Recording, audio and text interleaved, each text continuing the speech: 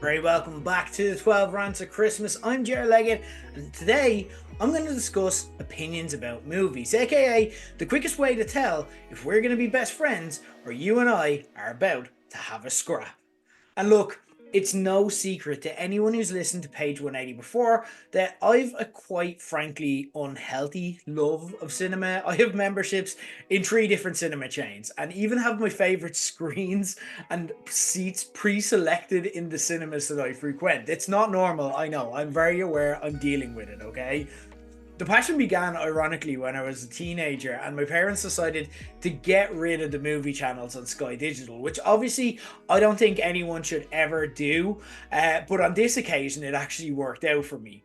I'd always loved a movie and a trip to the cinema as much as anyone else, but without the Sky Cinema channels that largely focused on big blockbusters as they came out of the cinemas, that left me with the more obscure movie channels like Turner Classic Movies and Film 4.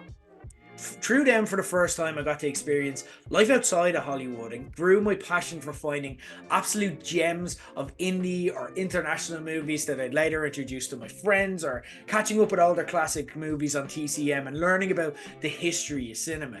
Later, I'd be introduced to podcasts like Kermode and Mayo, and they teach me how to discuss movies and contextualize what I saw in a whole new way.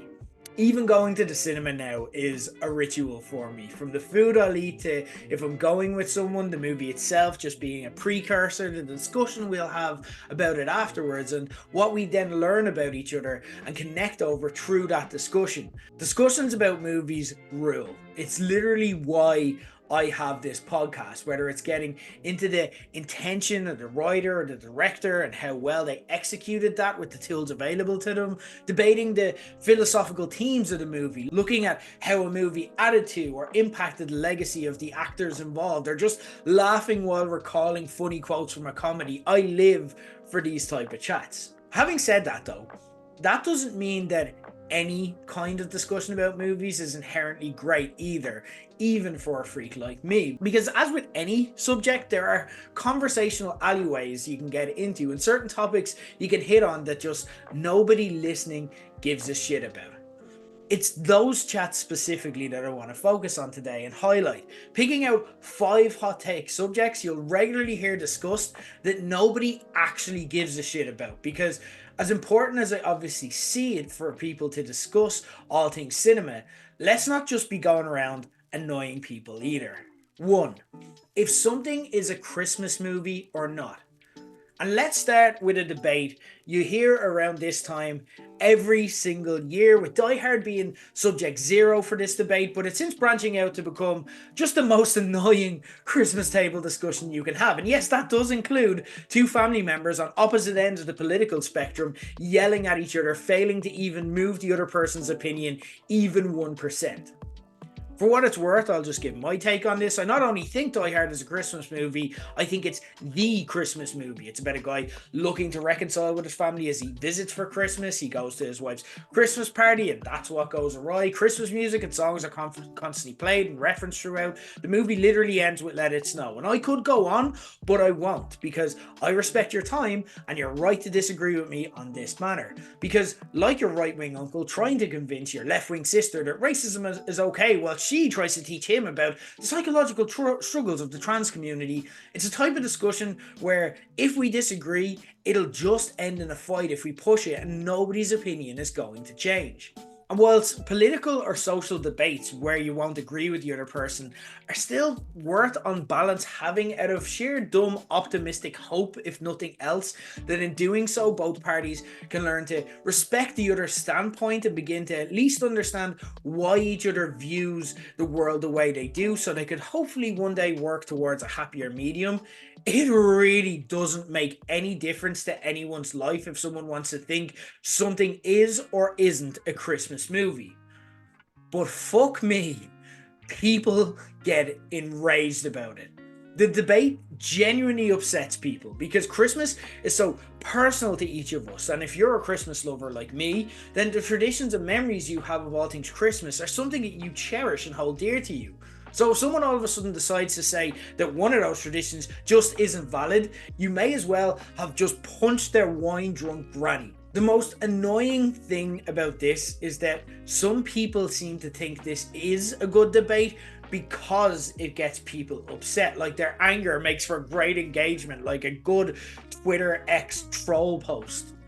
No, something isn't inherently positive because it gets people talking. If old Alco Joe flashes everyone in the middle of the local Tesco on a busy Saturday night, it's going to get everyone talking, but it doesn't mean that anyone's life is actually better because of it. Let people Christmas the way they want to Christmas and stop making good movies these stupid, pointless cultural touch points that nobody, when it boils down to it, actually gives a shit about. 2. What you think about movies people haven't seen and can't see yet.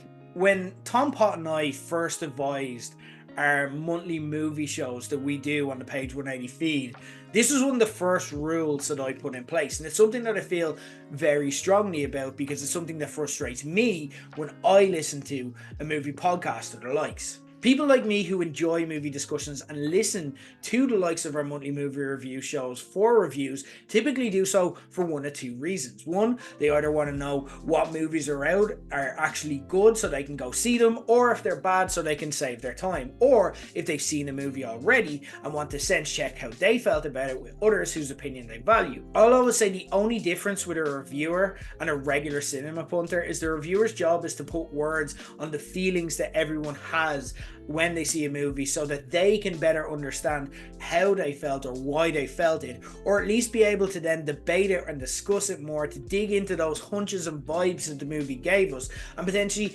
appreciate it more or be able to communicate to their friends why they didn't enjoy it. One of my biggest pet peeves when I listen to the likes of movie podcasts, particularly American ones who may have access to movies that we don't, is when I hear them gush about a particular movie to the point that I really want to watch that movie now, only for me to check the listings and learn I won't be able to until God knows fucking when. And if they're talking about it because the movie was released in their country and not in mine, that's fair enough. There's nothing they can do. But there is an element of a superiority complex to discussions at times that just winds me up. And that's a theme you're going to see come through a lot on this list. Some reviewers, particularly newer ones who are finding their feet, just get a huge kick out of being able to say, I got a special preview screener of a movie, or will subtly try and gloat over getting to go to festivals like Cannes to see movies that will have the world buzzing someday, but you don't even have a fucking distributor in place. So there's no actual timeline for anyone for when that will be. And the point that they're trying to make is something really dumb like, I'm important and knowledgeable, so I get special things, all while feeding you information that you can do absolutely nothing with. Like, I don't mind hearing titles of movies, okay, that I should keep an eye out for. Like, this movie is good, watch out for it when it comes out near you. That's fine. I don't mind hearing backstories about production or what projects I can expect to see an actor in soon. So I'm like, oh, they've got that new movie coming out at the end of the year. That's going to be cool. Basically, if it's something that can get me excited for something but doesn't actually make me need to see it now, that's fine. But if it's just reviewing, trying to taint my opinion of it or actually influence it or talking about it in depth to make me aware that I can't see it, you can just fuck right off. Fun fact, through this show and through other contacts that I have, I'll often get screeners and invites to certain things. It's a cool perk of doing this. But I'm telling you right now, you won't hear about it unless it's beneficial for you for me to tell you about it for some reason. And I'm promising you now, I will never get you hyped up for a movie unless it's something you can either see right now in the cinemas as soon as you're finished listening or in the immediate future. 3. Your thoughts on the cinematography. Nothing tells me that someone either hasn't been doing reviews for long, so I'm unsure if I can actually trust what they say, or that they're trying to do the whole, I actually know more about cinema than you, and they're just using their hobby as an excuse to try flaunt their superiority complex, than constant unnecessary references to the likes of cinematography. I say unnecessary because often if you try to sound really knowledgeable about a subject but you haven't actually done any hard research on it, and I don't mean looking at Wikipedia there by the way, you'll actually end up just revealing to a trained ear more about what you don't understand about movies than what you do actually understand. And cinematographers, I'm not coming for you. They do a hugely important job, and I'm not saying not to give them their due when they deserve it. They're responsible for setting the visual palette you get in a movie and how it's shot, from visual epics like Lord of the Rings to low budget mood movies like last year's Strange Darling. If cinematographers were footballers, they'd be like Rodri, Xavi, or Iniesta. They'd be the little linchpins who weave together complex but underappreciated moments that's actually responsible for the overall feeling you might come away from a film without even realizing sometimes. And it can be so subtle that sometimes people won't realize what decisions they actually made or didn't make. And people can end up giving them credit for a decision that was actually more a big picture choice made by the director or something that was done in the edit of the movie. But saying the cinematography was incredible or astounding, they love the word astounding when they said it. It was breathtaking is another word. There you go.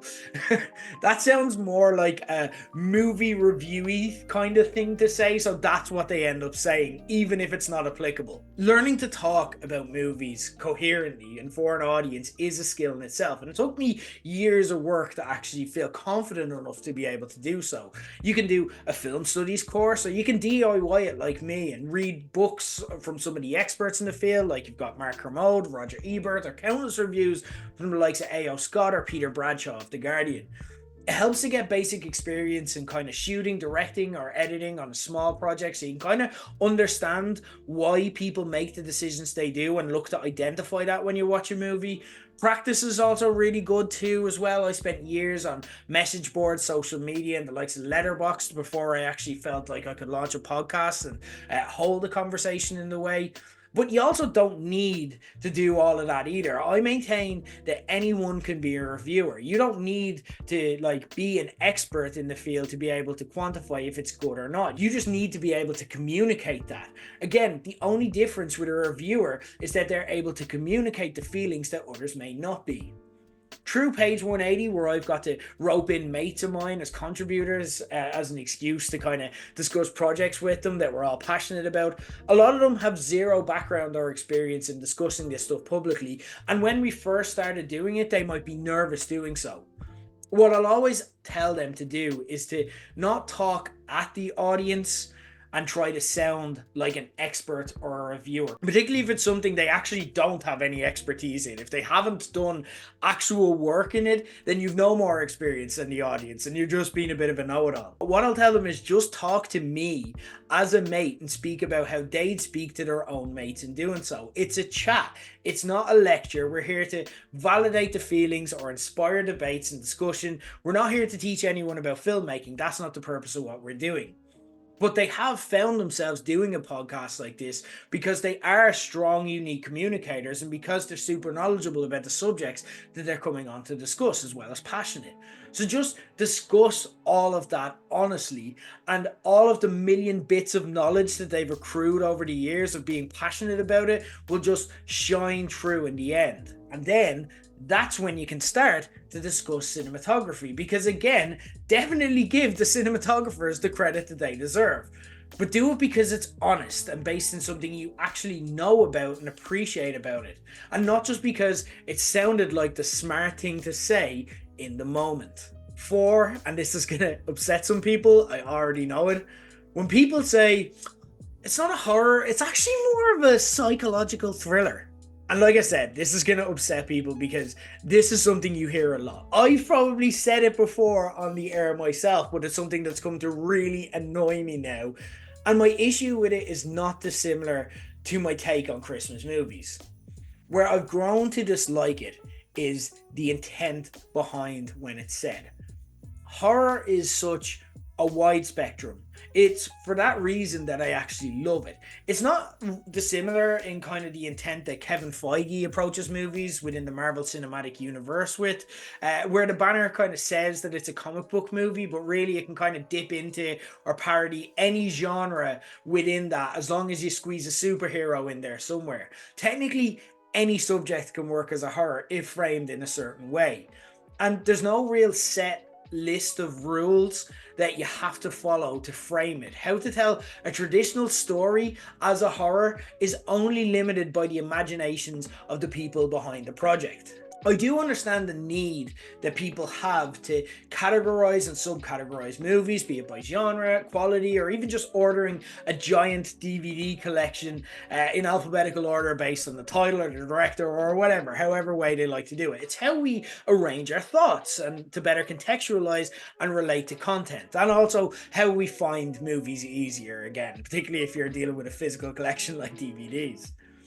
And I also appreciate why people do this with horror. It creates opportunities for cool discussions and debates, like what's the best slasher or supernatural horror. Movies like The Substance, for example, have revitalized the body horror genre. And then you've got a million debates that can unfold when you get into zombie movies alone. But where it becomes problematic for me, and I've grown to dislike it, is when people take this beautiful, open and boundless spectrum and try to gatekeep it behind really snobby and patronizing categories like elevated horror, or by just invalidating a movie's horror credentials altogether entirely by calling it a psychological thriller instead, and insisting that it's not a horror. It doesn't get to be a horror. Because what does someone actually mean 90% of the time when they say a movie isn't a horror and it's actually a psychological thriller?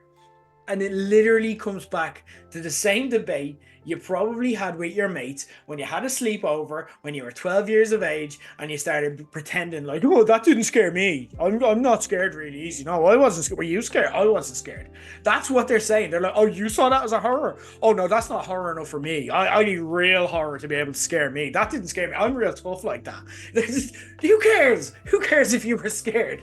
Who gives a shit? What kind of pissing contest are you trying to get into? And similarly, describing horror as elevated horror is actually just fucking insulting to so many horror movies. I laughed when that became a discussion point in the recent kind of Scream reboot, because in that movie they were knowingly poking fun at themselves as a movie that nerds like this would never consider as elevated. Horror doesn't have to be one thing, and there doesn't and shouldn't be a list of criteria or a bar a movie needs to meet to qualify as a horror. Sometimes I'll watch horror movies like The Babadook or Relic because they give intelligent allegorical takes on serious subjects like grief or dementia that just can't be done in other genres. And sometimes I'll just watch really dumb movies like Warwick Davis's Leprechaun series because they're so dumb they end up just being a fun comfort watch. Both are valid horrors, but they both serve very different purposes, and that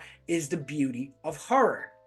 If you want to watch Seven because it scares the shit out of you, or if you just think it's a great detective thriller like Christmas movies or not Christmas movies, you get to decide how to relate to it to yourself. But what you don't do is to just get to decide that for other people. Nobody owns the word horror. And that all goes back to the recurring themes of all these takes. Let people enjoy and relate to art however they want. Don't try and use it as an excuse to gatekeep or be superior to others, and stop trying to sound smart for the sake of it when you're not actually being smart enough to do so. Last one, number 5, your star ratings. You may have noticed that we've no real sense of any kind of rating system on page 180 beyond doing the likes of end of year lists and so on. And look, I don't editorialize too much with the other contributors, who are free to use ratings if that's how they want to communicate their enjoyment of specific projects, but none actually do, and I think that's because we're all on the same page. And that page is that nobody out there actually gives a shit what one person's star rating of a movie is. And if anything, they just live to piss people off. For example, one take that drives me up the wall when it comes to rating movies is, and I see this a lot online, where it's like, there's no such thing as a 5-star movie because the perfect movie does not exist. And lads, oh, this gets on my fucking tits.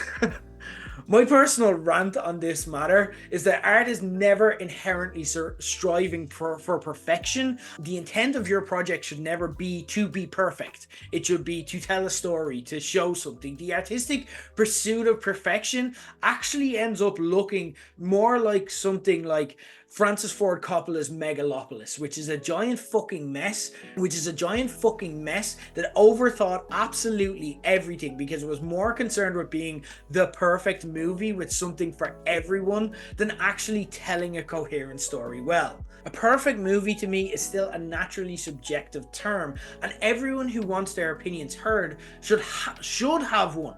You should have a perfect movie because it's your way of getting off the fucking fence and putting down your money that this is where you're coming from and this is what you see as the perfect movie, so that others can then weigh their opinions up against that and know if they can relate to you. So if you don't have a 5-star movie, take some of your 4.9-star movies and bump them up a little bit, because otherwise you just sound terrified of committing to movies as truly great while also trying to sound really wanky. But also, and I said it at the start, that's just my personal opinion when someone starts to wade into the star ratings debate. And then I take a step back and I listen to my own advice and I say, Jer, let people enjoy movies wherever they want, and climb off my fucking soapbox. The point I'm making is that by getting into star rating systems, you're only going to start pissing people off and splitting your audience, because like Christmas movies, or where something is or isn't horror, people have their own ratings for movies, and most of the time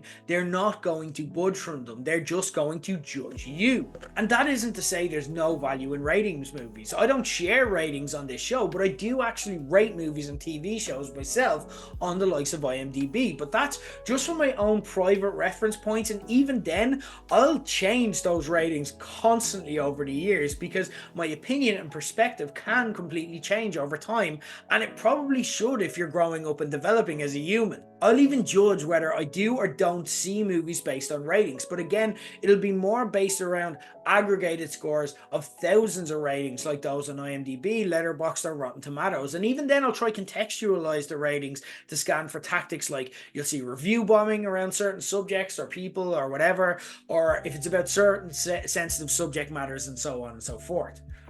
But publicly, all I really want to do when I'm reviewing a movie is give you a sense of whether I liked it and what I liked or I didn't about a movie, what other movies that it reminded me of, so you can frame a reference of if you like this, you like this, and any discussion points to the movie inspired in me. Because in sharing my own feelings publicly, it then actually doesn't matter what I thought, and instead it matters how you felt about what I thought and what you took from that.